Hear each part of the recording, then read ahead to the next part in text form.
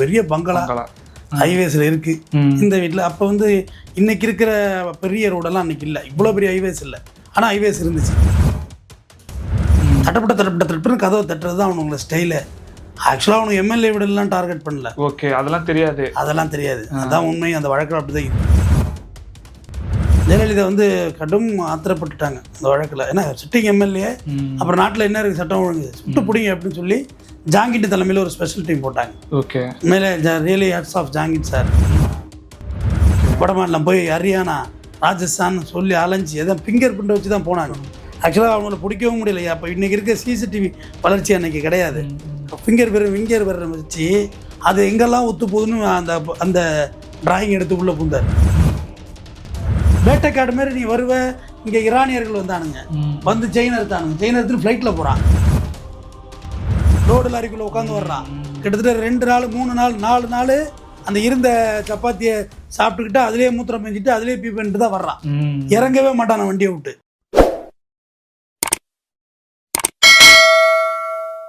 Sir வணக்கம். Sir வணக்கம் sir. Bawaria கொள்ளையர்கள் இந்த பேரை கேட்டாலே எந்த அளவுக்கு ஒரு பயம் வரும்ன்றது நமக்கு தெரியும், ஒரு பதற்றம். ஏன்னா அந்த அளவுக்கு இவங்க கொள்ளை சம்பவத்தில் ஈடுபட்டு நிறைய நபர்களை கொண்டு இருக்கிறாங்க. தமிழகத்தில் ரொம்ப பேசும் பொருளானது எம்எல்ஏ சுதர்சனம் அவருடைய வழக்கு தான். அவரை கொன்னுட்டு அவர் வீட்டில் கொள்ளையடிச்சாங்க. கிட்டத்தட்ட 20 ஆண்டுகள் இந்த வழக்கு போய் நேற்றைக்கு தான் குற்றவாளின்ற தீர்ப்பு வந்திருக்குது. இதனுடைய முழுமையான விவரம் என்ன, அவங்க என்ன எப்படி சார் செயல்பட்டாங்க, இங்கே வந்து எப்படி இருந்தாங்க, எப்படி நோட்டமிடுவாங்க, அதனுடைய முழு விவரம் என்னன்றதை சொல்லுங்கள் சார். ஆக்சுவலாக அவர் எம்எல்ஏ மட்டும் இல்லை, பிற்படுத்தப்பட்ட அமைச்சராகவும் இருந்தார். ஏடிஎம்கே பிரிவில் கும்மிடிப்பூண்டியில். திருவள்ளூர் மாவட்டம் கும்மிடிப்பூண்டி தான் அவரோட சொந்த ஊர். சம்பவம் நடந்தது பார்த்தீங்கன்னா 2005 ஜனவரி 9 விடிய காலம் அதிகாலை பொழுது 2:45 மணிக்கு. தட்டப்பட்டு கதவை தட்டுறது தான் அவனுங்களை ஸ்டைலு. ஆக்சுவலாக அவனுக்கு எம்எல்ஏ வீடெல்லாம் டார்கெட் பண்ணல. ஓகே, அதெல்லாம் தெரியாது. அதான் உண்மை. அந்த வழக்கில் அப்படி தான் இருக்குது. அது ஒன்று எம்எல்ஏ வீடு நகை இருக்கலாம், ஒரு பெரிய பங்களா ஹைவேஸில் இருக்குது இந்த வீட்டில். அப்போ வந்து இன்றைக்கி இருக்கிற பெரிய ரோடெல்லாம் அன்றைக்கி இல்லை, இவ்வளோ பெரிய ஹைவேஸ் இல்லை, ஆனால் ஹைவேஸ் இருந்துச்சு.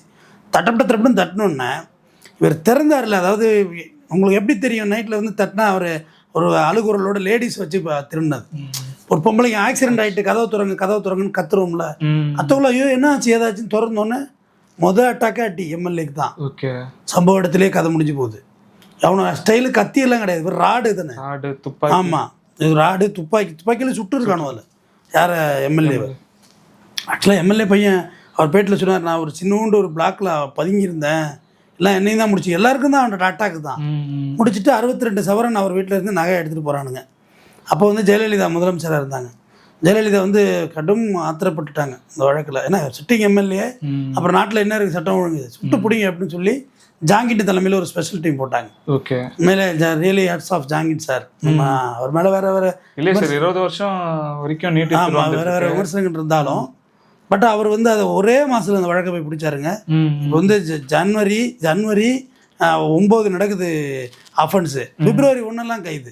ஓகே, வடமாநிலம் போய் ஹரியானா, ராஜஸ்தான் சொல்லி அலைஞ்சி எதாவது ஃபிங்கர் பிரிண்ட் வச்சு தான் போனாங்க. ஆக்சுவலாக அவங்கள பிடிக்கவும் முடியலையா. அப்போ இன்றைக்கி இருக்க சிசிடிவி வளர்ச்சி அன்றைக்கி கிடையாது. ஃபிங்கர் வச்சு அது எங்கெல்லாம் ஒத்து போகுதுன்னு அந்த டிராயிங் எடுத்து உள்ளே பூந்தார். ஓவரால் உங்களுக்கு ஒரு ஸ்பெஷல் டீம்னா எல்லா மாநிலத்துக்கும் கனெக்ட் பண்ணுவாங்க அவங்க. இந்த மாதிரி ஸ்டைலில் உங்கள் ஊரில் இருக்கானா, உங்கள் ஊரில் இருக்க முதல் அஃபென்ஸே அதுதான் அங்கே. நம்ம அதோட்டு பவாரியானா அப்போ என்னன்னே தெரியாது நமக்கு. நம்ம இங்கே லோக்கலில் உள்ளவங்க ஏதாவது கத்திக்கிட்டே வெட்டிக்கிட்டு நகை பணம் இப்படி எடுத்து நம்ம பார்த்துருக்கோம். அது ஒரு சிறப்பு படை அமைச்சு 5 தனிப்படை அமைச்சு போய் பிடிக்கிறாங்க. ஹரியானா ராஜஸ்தானில் பூந்து 32 பேர் மீது வழக்கு பதிவு செய்யப்பட்டது. ஓம் பிரகாஷ் தான் அது தலைவர் இந்த கேங்ஸ்டருக்கு. அவன் தம்பி பார்த்துக்க எப்படிப்பட்டவன்னு. அவன் 9 பேர் அந்த இடத்துல பிடிக்கிறாங்க. 3 பேர் பெண்கள். அப்போ பெயிலில் வந்தவங்க இன்னைக்கு வரைக்கும் அவங்க பிடிக்கவே இல்லை இந்த வழக்கு. வழக்கு 20 வருஷம் கழிச்சு ஜட்ஜ்மெண்ட் வர்றது ஒரு பக்கம் இருக்கட்டும். அதில் 3 பேர் அப்ஸ்காண்டான உயிரோடு இருக்காங்களா இல்லை இந்த டீமே கொண்டுட்டாங்களா தெரியல. அது வேற இவ வேற ஏதாச்சும் உளறி வைக்க போகிறாங்கன்னு சொல்லி இவருங்க என்ன ஈவ இருக்கிறதுக்கு என்ன வேலை இருக்குங்க, மனசாட்சிக்கெல்லாம் வேலை இல்லை. பேக்காவோன்னு படத்தில் சொன்ன மாதிரியே கோர்ட்லேயும் ஜட்ஜ்மெண்ட் கொடுக்குறாங்க. பேக்காவோங்கிறான். படத்தில் சொன்னாங்க இவர் தீரநதிகாரம் கார்த்திக் நடித்த படத்தில் பேக்காவோங்கிறானோ. அவனுக்கு கடைசியாக என்ன சொன்னான்னு தெரியல. அப்புறம் வழக்கு நடைபெற்றது. சிறையில் 2 பேர் செத்து போனானுவோம். ஓம் பிரகாஷ் உட்பட 2 பேர் வந்து ஜெயிலே செத்து போனானுங்க. இப்போ இறுதியாக அந்த வழக்கு வந்து நவம்பர் 24 ஜட்ஜ்மெண்ட் கொடுக்குறாங்க. ஆனால் 3 பேர் குற்றவாளின்னு வழக்கில் ஜட்ஜ்மெண்ட் ரிசர்வ் பண்ணி வச்சுருக்காங்க. ஜெகதீஷ், ராகேஷ், அசோக் ஆக 3 பேரும் குற்றவாளி தான் கன்ஃபார்ம் பண்ணியிருக்காங்க. ஜெயில்தாஸ் சிங் அந்த படத்தில் கூட அந்த பேர் வந்துச்சு. அவர் குற்றவாளியா இல்லையாங்கிறது வந்து நவம்பர் 24 தான் அவருக்கான தீர்ப்பு என்னன்னு தெரியும். ஓவரால் 86 சாட்சிகள் இதில் விசாரிக்கப்பட்டது. கூடுதல் அமர்வு நீதிமன்றம் தான் இந்த ஜட்ஜ்மெண்ட்டை வழங்கியிருக்கு. இவர் நம்ம ஜாங்கிட் அவர்கள் நேற்று அவர் இன்டர்வியூ எடுத்தவங்க எல்லாருக்குமே ஒரு சந்தோஷம். அவரை பேச வச்சாங்க நேற்றுக்கு. அவர் அதில் சொல்லியிருந்தார், ஏதோ பரவாயில்லை, ஆனால் எனக்கு நான் டிஜிபிக்கு ஒரு லெட்டர் எழுதியிருந்தார் அவர் இடையில. என்னென்னா, நீங்கள் ரொம்ப நாங்கள் அன்றைக்கி கஷ்டப்பட்டு எங்கள் உயிரை பணைய வச்சு துரிதமாக நாங்கள் பிடிச்சோம், ஆனால் நீங்கள் இந்த வழக்கை வந்து ஸ்பீடப் பண்ணவே இல்லை. அது மட்டும் இல்லாமல் நிறையா ஆவணங்கள் தொலைஞ்சி போச்சுன்னு வந்து சொல்கிறீங்க கோர்ட்டில். அப்போ என்ன தான் நீங்கள் கேஸை ரன் பண்ணீங்க அப்படிங்கிறத அவர் சொல்லியிருந்தார். இன்னும் கொஞ்சம் ஸ்பீடாக செயல்பட்டுருக்கலாம், இருந்தாலும் பரவாயில்லை, ஓரளவு வழக்க தண்டனை வாங்கி கொடுத்த வரையும் சந்தோஷம் அப்படின்னு அவர் சொன்னார். தண்டனைக்கு வேண்டி காத்திருக்கிறோம் எல்லாருமே. Okay sir. ஆனால் நீங்கள் ஆரம்பத்தில் சொன்னது கூட என்னென்னா, ரொம்ப அப்போ தான் முதல் டைம் அட்டம் பண்ணுறாங்க, ரொம்ப கஷ்டமாக தான் இருந்திருக்கும். ஆனால் பொதுவாக தாமதிக்கப்பட்ட நீதி, மறுக்கப்பட்ட நீதின்றதெல்லாம் சொல்லுவோம்ல சார், கிட்டத்தட்ட இந்த நீதி எப்படி சார் 20 வருஷங்கள் ஆயிடுச்சு, ஆனால் நம்ம தமிழக காவல்துறையும் துரிதமாக தான் செயல்பட்டுச்சு, கஷ்டப்பட்டாங்க. அந்த மாநிலங்கள்லாம் அப்போலாம் கடும் குளிர், அவங்க மலைக்கு மேலெலாம் போய் இது பண்ணாங்க, இவ்வளோ கஷ்டப்பட்டோம். ஆனால் இந்த கேள்வியும் ஒன்று வருதில்ல சார்? அது கேள்வி நியாயமான கேள்வி தான், ஆனால் ஜட்ஜ்மெண்ட் கொடுத்துட்டாங்க அப்படின்றது தான் நான் பார்ப்பேன். அவரோட பையன் கூட இது பேட்டி கொடுத்துருந்தாரு. அவரு 2 முறை எம்எல்ஏ இருந்திருக்காரு. விஜயகுமார் சார் அவரு 2 வாட்டி எம்எல்ஏ இருந்திருக்காரு. அவர் அப்பா இருந்தோடனே ஜெயலலிதா அவங்க சீட்டு கொடுத்தாங்க. அவர் சொன்னார், பரவாயில்ல, லேட்டாக கிடைச்சாலும் ஓகே, ஜட்ஜ்மெண்ட் ஆகிட்டு காவல்துறைக்கு நன்றி. நீங்கள் இப்போ அதை விமர்சிக்கிறது என்ன இருக்குது? காலதாமதத்துக்கு நிறைய ரீசன் இருக்குது. பட் 20 இயர்ஸ் லாங் தான், நான் இல்லைன்னு சொல்லலை. ஆனால் அவங்களுக்கு வடநாட்டுக்காரனுங்க, அவங்களுக்கு இப்போ விடிய காலத்தில் இருந்தது, பெரிய லெவலில் ஐ விட்னஸ் கொண்டு வர முடியல, பெரிய லெவலில் ஃபுட்டேஜ் எல்லாம் ஒன்றுமே இல்லை அன்றைக்கி காலகட்டத்தில். அதிகாலை பொழுது நான் பார்த்தேன் நீ பார்த்தேன்னு சொல்கிறதுக்கு இதில் வேலை கிடையாது. யார் பார்த்தவங்க வீட்டு வெளியாட்களை பார்த்தான்னு விட்னஸ் கொண்டு வந்திருக்க முடியாது. வழக்கு எப்படி நடந்துச்சுங்கிறது நமக்கு தெரியாது இல்லை, அதோடைய சாராம்சம். அதனால லேட்டுங்கிறது தப்பு தான், நான் அது வந்து வருத்தப்படுறேன். இன்னும் கொஞ்சம் சீக்கிரம் கொடுத்துருந்தா இவனுங்க இங்கே உள்ள நுழையிறதுக்கு பயப்படுவானுங்க. இதில் ரெண்டு பேரை என்கவுண்டர் பண்ணாங்க. ஆமாம், அங்கேயே அட்டி சட்டு 2 கன்னு புல்லட்டு பாஞ்சுது. ஆமாம், ஜாங்கிட்டு தலைமையில் ஜெயலலிதா சொல்லி போட எல்லாரும். ஆக்சுவலாக இன்ஃபேக்ட் இன்னும் சொல்ல போனாக்கா, நீங்கள் சொல்கிறது மாதிரி பார்த்தாக்கா இவ்வளோ நாளுக்கு வேலையே இல்லை. 2 புல்லட்டை 10 புல்லட்டா இறக்கிருக்கலாம் அன்னைக்கு சட்டுன்னு அதுக்கு வராமல் எடுத்துட்டு போகணும்ல. என்ன சார் வழக்கறிஞரா நீங்கள் இப்படி பேசுறீங்க? கொலையை ஆதரிக்கிற மாதிரி அது ஒரு இது தானே, நம்ம உயிரை எடுக்கிறதுக்கு நம்ம எதுவும் இல்லை. ஆனால் திருவள்ளுவர் சொல்லியிருக்காரு, வழக்கறிஞரால நான் வள்ளுவ அடிமைனா, திருவள்ளுவர் சொல்லியிருக்காரு, கொலையில் குடியாரை வேந்தொருத்தல் பைங்கூழ் களை கட்டதுக்கு நேர்னு சொல்லியிருக்காரு. கொலை குடியார ஒன்றும் அயோக்கியத்தனமான கொலை பண்ணுறவனை, திருந்தாத கொலை பண்ணுறவனை வேந்தன் என்றால் அரசன், ஒருத்தல் என்றால் தண்டித்தல், பைங்கூழ் களை கட்டதுக்கு நேர். எப்படி பயிர்களை காப்பாற்றுவதற்கு களை எடுத்தாகணுமோ, களையும் உயிர் தான், ஆனால் நல்ல பயிரை இங்கே காப்பாற்றணும். அப்போ நீ வருவா அங்கேருந்து விடிய காலத்தில் பூந்து அடிப்ப, வெட்டுவ, கழட்டி போவ. அது எம்எல்ஏ சுதர்சனங்கிறதுக்காண்டி நான் பேசவில்லை தம்பி. அதே சீர்காழியில் பூந்து செஞ்சானுல அதுக்கு தம்பி. நகை கடை ஓனரு இவன் அங்கே வேலை பார்க்குறான், அவனோலே வேலைக்கு கொண்டு வர்றது.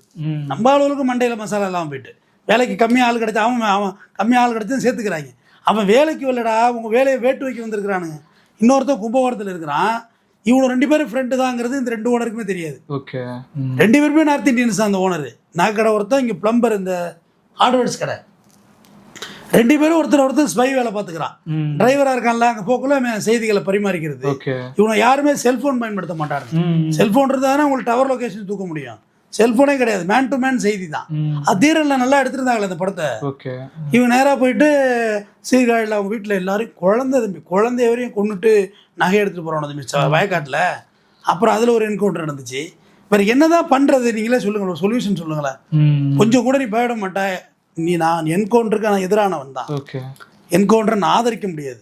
எப்படின்னா, எப்படி நீதிமன்றம் இல்லாமல் நீங்களா இப்படி புல்லட் ஃபயரிங் பண்ணுவீங்கன்னு. ஆனால் வேற பயமுறுத்த வேறு என்ன தான் பண்ணுறது? போலி என்கவுண்டர் நடந்துருது டெல்லியில், அது ஒரு வழக்கு நடக்குது. ஆந்திராவில் ஒரு ரேப்பில் 4 போலி என்கவுண்டர் பண்ணாங்க. அதுக்கும் பயமாக இருக்குல்ல. ஒரு வார்த்தைக்கு ஒரு கோபத்துக்கு நான் சொல்கிறேன், 32 புல்லட் வெளியிட்டன ஒழிய. ஆனால் அது சரியான விஷயம் கிடையாது.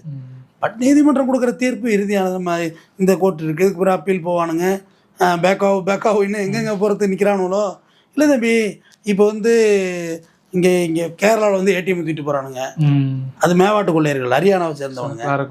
அப்போ வேட்டைக்காடு மாதிரி நீ வருவ, இங்கே ஈரானியர்கள் வந்தானுங்க, வந்து செயின் எடுத்தானுங்க, செயின் எடுத்துட்டு ஃப்ளைட்டில் போகிறான். அப்போ அவனை வந்து என்கவுண்டர் பண்ணாங்க, எங்கே தரமணியில் பண்ணாங்க, எஸ்ஆர்பி டூல்ஸ் இருக்குல்ல அங்கே வச்சு பண்ணாங்க. பரவாயில்ல, ஃப்ளைட்டில் போய் பிடிச்சிட்டாங்கப்பா நம்ம போலீஸு, கிங்ப்பா நம்மளுவா. சும்மா ஏதாவது 2 3 போலீஸ் ஏதாவது தப்பு பண்ணியிருப்பாங்க, இப்போ அதை வீடியோவை போட்டுக்கிட்டு போலீஸே துறையே தப்புன்னு எல்லாம் கிரியேட் பண்ணுற மாதிரி வந்துட்டாங்க. திரைப்படங்கள் அது மாதிரி காட்சிகள் எடுக்காதீங்க. எப்படி அதுக்கு வழக்கு போட மாட்டாங்க? எப்படி நீங்க ஒரு டிபார்ட்மெண்ட்டை வந்து இல்லை கரப்டட் டிபார்ட்மெண்ட்டாக காமிக்கிறது இல்லை சார். இந்த படத்தில் கூட தீரன் அதிகாரம் படத்தில் கூட அந்த குற்றவாளிகளை பிடிச்சி விசாரிக்கும் போது கேட்பாங்க, நீங்கள் ஏன் தமிழ்நாடை சூஸ் பண்ணுறீங்க, இந்த சைடில் ஏன் நீங்கள் உங்கள் ஊர்லேயே கொள்ளையடிச்சிக்கலாம்ல அப்படி அது மாதிரி கேட்கும்போது, அப்போ அந்த ஒருத்தன் சொல்லுவான், தமிழ்நாடு போலீஸ் தான் 20 ரூபாய் கொடுத்தாலே விட்டுருவாங்க, அதனால் அப்படி போய்க்கலாம், அதனால தான் ஊர் உள்ள ஈஸியாக போக முடியுதுன்ற மாதிரி காட்சிகள்லாம் இருக்கும். இதெல்லாம் எப்படி சார் நம்ம பார்க்குறது? உண்மையாலே அப்படி அந்த டைம்ல இருந்திருக்குமா? அப்போ யாரு காசு கொடுத்தாலும் காவல்துறை வாங்கிட்டு விட்டுருக்குமா? தமிழ்நாடு போலீஸ் தானே வாயில புல்லட் இறக்குனுச்சு. அதையும் இதெல்லாம் வெட்டி தள்ளி இருக்கணும், அந்த சீன்லாம் வைக்கக்கூடாது, அதெல்லாம் சென்சார் போர்டில் எதுக்கு அலோவ் பண்ணுறாங்க? அந்த மாதிரி நம்பே ஒரு லாரி வருதுன்னா நீங்கள் சொல்கிறத நான் மறுக்கவும் இல்லை. என்ன கண்ணை நான் மட்டும் கண்ணை புரடியில் வச்சுருக்கேன், நான் கண்ணார பார்த்துக்கிட்டு தான் இருக்கேன். லாரி போகுது, பின்னாடி காரில் போகிறோம்பா இப்படி கை நீட்டுறாங்க, இந்த டிரைவர் வச்சுட்டு போறாங்க. அதே அந்த டிரைவர் பேட்டியில சொல்றாங்க, நம்மள்கிட்ட பேசவில்ல, கிழிஞ்ச நோட்டு செல்லாத நோட்டு இதெல்லாம் எடுத்து வச்சிருப்போம், மார்க்கெட்ல விலையே போகாத நோட்டு இருக்குல்ல, கிழிஞ்சி கசங்கி போன நோட்டு, அதை கையில வச்சுரும் வாங்கிக்கிடுவாங்கன்னு. அது தப்பு தான், அது சரியான விஷயம் இல்லை. லாரியை நிறுத்தி ஒழுங்கா பரிசோதனை செய்யுங்க, உள்ள என்ன லோடு போகுது. பவரே கொள்ளையர்கள் வர்ற மெத்தடே வேற. லோடு லாரிக்குள்ள உட்காந்து வர்றான், கிட்டத்தட்ட 2 நாள் 3 நாள் 4 நாள் அந்த இருந்த சப்பாத்தியை சாப்பிட்டுக்கிட்டு அதுலேயே மூத்திரம் பெஞ்சிட்டு அதுலேயே பீ பண்ணிட்டு தான் வர்றான். இறங்கவே மாட்டான் வண்டியை விட்டு. அங்கே லாரியில் ஏறுறானுங்கல்ல, உள்ளுக்குள்ளே வர்றது தானே. அப்போ அந்த வண்டிகளை ஒழுங்காக செக் பண்ணாலே மாட்டிக்கணும்ல, பவரியர் சொல்கிறேன். ஏன் சார் இந்த மாதிரி கும்பல்கள்லாம் கொள்ளையடிக்கிறதுல நுணுக்கமாக செயல்படுறாங்க, கைரேகை இல்லாமல் சிசிடிவி எங்கேயுமே எந்த இது தடயங்களையும் விட மாட்டாங்க. அதே அப்போ அந்த ஆட்கள்லாம் ஒழுங்காக படிக்கிறதோ இல்லை வேற இதில் காமிக்காமல் கொள்ளையடிக்கிறதுலையும் திருடுறதுலையும் மட்டும் அவங்க சிந்தனையை முழுமையாக செயல்படுத்துகிறாங்க. ஆக்சுவலாக பார்த்தா இந்த ராஜபுத்திரர்கள் அந்த வரலாறுலாம் கொஞ்சம் படிச்சிங்கன்னா தெரியும். ராஜஸ்தான் வரலாறு கொஞ்சம் எடுத்து பார்த்தீங்கன்னா அவங்க வந்து இங்கே அந்த வரலாறு படிச்சிங்கன்னா அவங்கள பற்றி இன்னொரு கதையும் இருக்குது, மாரல் கதை இருக்குது. ஓகே. ஊட்டியில் வந்து ஒருத்தர் தான் ராஜஸ்தான்காரன், சிறுத்தையை ஒண்டி கொண்டான் தம்பி, கடிக்க வந்திருக்கு சிறுத்தை. கையில் இருந்த குச்சை வச்சு அந்த சிறுத்தையை குத்தி கொண்டு கட்டி உருண்டு சிறுத்தை செத்து போச்சு. இவன் ஆள் அப்படி கின் மாதிரி எழுந்து நிற்கிறான். அப்போ இவன் எந்த ரகத்தில் சேர்ப்பீங்க நீங்கள்? ஒன்று சிறுத்தைன்னு நமக்கு எல்லாம் ஒன்று மண்ணா போயிடும். ஆனால் அங்கே வந்து அவன் கட்டி உருண்டு ஊட்டியில் தம்பி 3 மாதம் ஆகுது. அப்போ அவன் மனித ரகத்தில் அவன் இல்லவே இல்லை. மூளையை பயன்படுத்தினா இப்போ தமிழ்நாட்டில் வந்து எல்லா ஃபீல்ட்லையும் அவனுங்க தான் இருக்கானுங்க. ஆனால் ஏன்னா கம்ப்யூட்டர் ஃபீல்டுக்கு கிடையாது, ஏன்னா அதுக்கு அறிவு வேணும், டெக்னாலஜி வைஸ் வர்றதுக்கு நாலேஜ் வேணும். அந்த துறைக்கு அவன் வரவே இல்லை. பாக்கி எல்லா ஃபீல்ட்லையும் அவன் இருக்கிறான். இன்னும் வந்து பேங்க் ஆஃபீஸர் ஓடிபின்னு கேட்குறாங்க, அதெல்லாம் திருட்டு வேலை தான், அதுக்கு செய்கிறானுங்க. மற்றபடி நாலேஜிட்டி ஃபீல்டையும் வரவே இல்லை அவனுங்க. ஒரு 10 வக்கீலா, ஒரு 10 இன்ஜினியரா, 10 டாக்டரா வரவே இல்லையே. அந்த தீரன் அதிகாரம் படத்துல கூட சும்மா அவனை கையெழுத்து போடுற மாதிரி போட்டு அந்த காட்சிப்படுத்தப்பட்டு உங்க குற்றவாளிங்க எல்லாம் ஒத்துக்கிட்டாங்க, நீ ஒத்துக்கன்னு சொல்றாங்க. அதனாலதான் அவங்க வக்கீல் சொல்லுவார் உங்களை பார்த்து, இதுக்கு தாண்டா உங்களை படிங்கடான்னு சொன்னேன். அந்த வழக்கு ஈஸியா ஊத்தி மூடிட்டு இருப்பாங்க. நல்லா இருக்கும் அந்த காட்சி அமைப்புகள்லாம், படிங்கடான்னு சொன்னேன். அதுல கூட கார்த்திக் வீட்டை அட்டாக் பண்ணுவாங்க. அதனால கார்த்திக் வீடுன்னு தெரிஞ்செல்லாம் அவங்க அட்டாக் பண்ண மாதிரி காட்சி வைக்கல. மொத்தத்துல அவங்களுக்கு ஒரு வீடு அட்டாக் பண்றது ஒரு வீடு, அவ்வளவுதான். அது போலீஸ் ஆஃபீஸர் வீடு, கென்னு, அதை பத்தி எல்லாம் கவலையே கிடையாது. அது ரேண்டமா புந்து அடிச்சு அட்டாக் பண்றது தான். அதுதான் நீதிபதிகள்லாம் குவார்டர்ஸ் வச்சுட்டாங்க. அவங்களுக்கு எதுவும் தெரியாது. குவார்டர்ஸ் என்ன தெரியும்? குவார்டர்ஸ்னா பாதுகாப்பா எதுக்கு வச்சிருக்காங்கன்னா அதுதான் விஷயம். நம்ம ஆக்சுவலா சொல்ல போனா பண்ணை வீடுகள் மேல ஒரு பெரிய கிரேஸ் மாஸ் எல்லாருக்குமே உண்டு. யாருக்கு தான் ஆசை இல்லை பண்ணை வீடு தான் நல்லா இருக்குன்னு. ஆனா இப்ப அது ரொம்ப ஆபத்தாவில் தெரியுது. திருப்பூர்ல தொடர்ச்சியா நடந்துச்சு, கரூர்ல நடந்துச்சு, அதெல்லாம் உள்ளூர்காரனுங்க. இவங்க வச்சு பிடிச்சிட்டாங்க நேரா பவாரியர்கள்னு. நான் எல்லா பேட்டிலையும் சொன்னா இது பவாரியர்கள் செய்யல. பவாரியர்கள் இப்படிப்பட்ட சின்ன நகைக்கெல்லாம் அவன் அட்டாக் மோடே கிடையாது. ஒரு மினிமம் ஒரு 50 சவரனாவது இருக்கணும். இவன் வந்து 3 சவரன் 4 சவரனுக்கு இதே உள்ளூர்ல உள்ள பஞ்சப்பராரி பண்ணதுரா இங்க பிடிங்கப்பான்னு. அப்புறம் தான் இங்க உள்ளூர்லயே தூக்குனாங்க, தேங்காய் உரிக்கிறவனை தூக்குனாங்க அக்யூஸ்ட. அது பழைய அக்யூஸ்ட். அவனதே ஒரு சின்ன பைக்கில் மாட்டிக்கிட்டாரு சார், ஒரு பிளாட்டினா பைக்கில், இங்கே சிசிடிவியில். ஸோ பவாரியார்கள் என்டையராக இன்னார செய்யணும் அப்படின்லாம் இல்லை. ஆனால் இந்த ஓம் பிரகாஷ் இந்த டீம் வந்து இங்கே சுடுபட்டது பிறகு அவனை கொஞ்சம் அமைதியாக தான் தமிழ்நாடு போலீஸை பார்த்து. ஆமாம், இப்போ இரானிய கொள்ளையர்கள் சுடுபட்டானும் இல்லை, அது கொஞ்சம் பயத்தை தான் கொடுக்கும். வேறு வழி இல்லை. சுடுறது சரி தப்புங்கிறது நியாயத்தை விட வேறு வழி இல்லை, பயம் கொடுத்துருது. நம்ம நாட்டு மக்களை வந்து நீ வேட்டையாடிட்டு போவ. ஏன் என் மகாலட்சுமி ஜுவல்லர்ஸ் குளத்தூரில் அடித்தானுங்களே, நகை வந்து செதறி கிடந்ததே ஒரு 200 பவுன் கிடக்கும் தம்பி. அள்ளி சாக்குக்குள்ளே போட்டு தோல் தூக்கி போட்டு போயிட்டு இருக்காங்க. இந்த குப்பையை தூக்கிட்டு போவாங்கல்ல, அந்த மாதிரி போயிட்டு இருக்கான் சிசிடிவில. அதே மாதிரி அந்த மாநிலத்துக்காரங்களுக்குலாம் நகையெல்லாம் பார்த்தா அது பெருசு இல்லை சார். இப்போ நமக்கு நார்மலாக இந்த நகை இதெல்லாம் நம்ம பார்த்துக்கிட்டு ஏன்னா நம்ம செழுமையான இருக்கிறோம், இது பண்ணுறோம். ஆனால் அவங்களுக்குலாம் அது புதுசாக தெரியும்ல சார். அங்கே என்னங்க இருக்கு? ஒன்றும் கிடையாது. அங்கே என்ன இருக்கு? நீங்க போயிட்டு வாங்க தெரியும் அங்கே என்ன இருக்கு. அதனால தான் ஒரு வீட்டில் 50 சவரன் நகையை கொள்ளையடிச்சிருப்பாங்க பணக்காரன் அப்படி சொல்லுவான். இந்த தமிழ்நாடு இந்த இப்படியே போதா, கும்மிடிப்பூண்டி தாண்டி இப்படியே போங்க, ஆந்திராவுக்குள்ளே போங்க.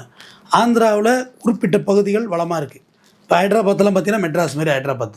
திருப்பதி ஏரியா பார்த்தீங்கன்னா அது நல்ல ஒரு வளமான, இப்போ பழனி இந்த மாதிரி உள்ள ஒரு இடம். ஆந்திராவிலே வாஸ்ட் பிளேஸ் எவ்வளோ தூரம் கிடக்கு தெரியுமா?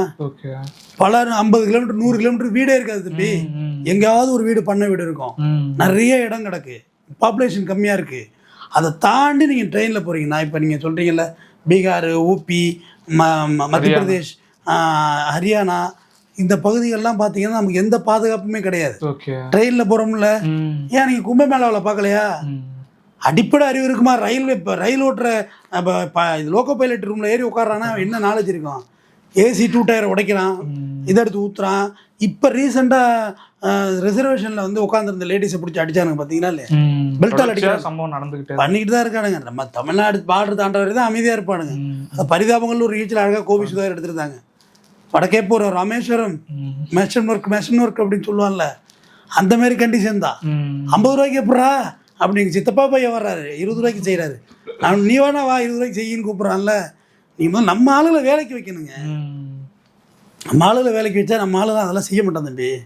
நம்ம ரேஞ்செல்லாம் கல்ல உண்ட ரேஞ்சு தான் நம்ம ரேஞ்செல்லாம். ஆனால் அவனுங்க அப்படி அப்படி கிடையாது. நம்ம உசுரை எடுத்துலாம் இங்கே கொலை செய்கிறவங்கலாம் ரொம்ப குறைவு நம்மளதுல. அது ஏதாவது முதியவர்களை எவனாவது அறுத்துட்டு 1 சவரம் 2 சவரம் காகிதம், அந்த வேலை தப்பான வேலை. அது ரொம்ப மைனரான கம்ப்ளைண்ட் நம்மள்ட்ட இருக்கிற ரேஷியோ.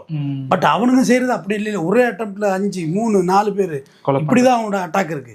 அவர் எம்எல்ஏ வீட்டை வந்து நீ அட்டாக் பண்ற அப்படின்னா, அப்ப எம்எல்ஏ தெரிஞ்சு அவர்கிட்ட துப்பாக்கி இருக்கும், கண்டிப்பா லைசன்ஸ் துப்பாக்கி இருக்கும். அது தெரிஞ்செல்லாம் அவன் பூரல இல்லை. எம்எல்ஏ என்ன தைரியத்தில் காசு வருவார், நம்ம வீட்டில் என்ன பண்ணிட போறாங்கிற ஒரு தைரியம். ஆனால் அவனுங்களுக்கு அந்த சென்ஸே கிடையாது. யார் என்னன்னு தெரியாம, யார் என்னன்னா கணக்கு கிடையாது. இந்த அளவுக்கு போலீஸ் சிவியராகவும் அவனுக்கு தெரியாது. இந்த படத்தில் வச்சிருந்த டைலாக்லாம் எடுத்து வராதிங்க. தமிழ்நாடு போலீஸ் எல்லாம் பி சீரியஸ். எனிகாவ் நீதியின் பால் தண்டிக்கப்பட வேண்டும், அதுதான் நம்மளோட வேண்டுதல். சட்டம் மேலானது, நீதி வென்றிருக்கு.